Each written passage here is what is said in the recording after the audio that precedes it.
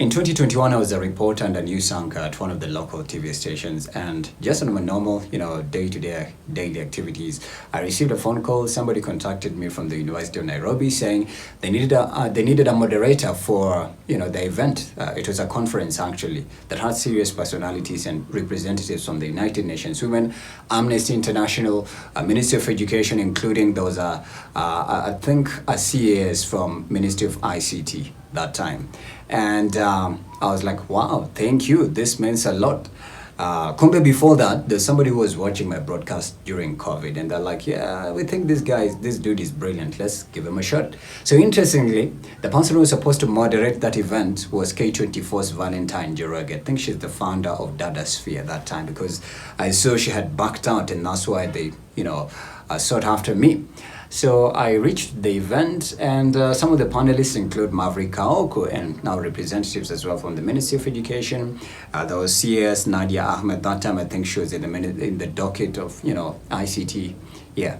So the conversation starts very well, and it explodes, and it got extremely chaotic, where feminists were, I'd say, furious and so mad that they almost, there was even several, and I'll say they were middle-aged women who almost wanted to grab the microphone out of me because I was defending Maverick Aoko. And just to let you know, if you want to backtrack between maybe just before COVID and just a little bit behind the years, Maverick Aoko was a big supporter and an advocate of the Boychild. She just, I don't know how, it turned, like something happened, magic happened, and now, I think maybe it's called, rerouting and just re-strategizing and, taking yourself just setting yourself on a different trajectory to, get what you want in life. But yeah, if you watch previous interviews of Maverick Aoko, she spoke highly of the Boychild. So that time, she had punchy jabs against feminism, And so, as a Boychild, of course, I have to protect somebody who advocates for me. So everything Maverick Aoko said was met with fire, brimstone, and sulfur. And I had to protect her as the moderator. And I remember, it got so chaotic to a point I was called backstage.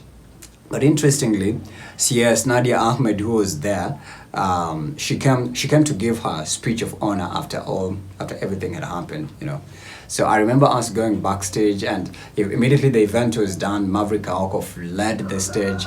But yeah, we had exchanged numbers, we had exchanged contacts, because we had some little bit of like a briefing at Professor Kiyama's, office right over there. I think, was it in the 8th floor or the 10th floor at the University Towers at the University of Nairobi? Things temperatures just picked up from 5 degrees to almost 1,000, and things were blowing up over there. And I had to stand up for Maverick Aoko for real. I received a lot of, heat and backlash and just hatred for that. But one thing I know is at least I did better. And I think from there, that's when we partially became acquaintances with Maverick Aoko. Yeah, and most definitely she follows me on social. The other day I'll come and say Matani block, but yeah, I was just trying to actually share with her some 1, 2, 3 things, Yeah. I know sometimes I can be really super forward and forthright and laser focused on what I want to hear and what I want to get. But yeah, I stood up for Maverick Aoko for sure. Somebody right here is like, no, you didn't. Yes, I did. Ask her. It's a story. In fact, she's retweeted that at some point on her X platform, yeah. So yeah, that's what went down right over there at the University of Nairobi. I'll never forget that day. By the way, they never paid me. I remember CS Nadia Ahmed, it was like some sort of like an award ceremony. What I received was a hamper that had, a cup. I think, let me show it to you. It was crazy. My bags just fell. This is the hamper I received from CS Nadia Ahmed. For me, I thought it had like something like a gadget, maybe maybe an iPhone or something, or a tech, whatever, because that time I was deeply into content creation. But kumbe, it was a University of Nairobi hamper with a mug. Bro, I felt so silly. It was so stupefying. What a stupid gift. But anyways, that's what went down.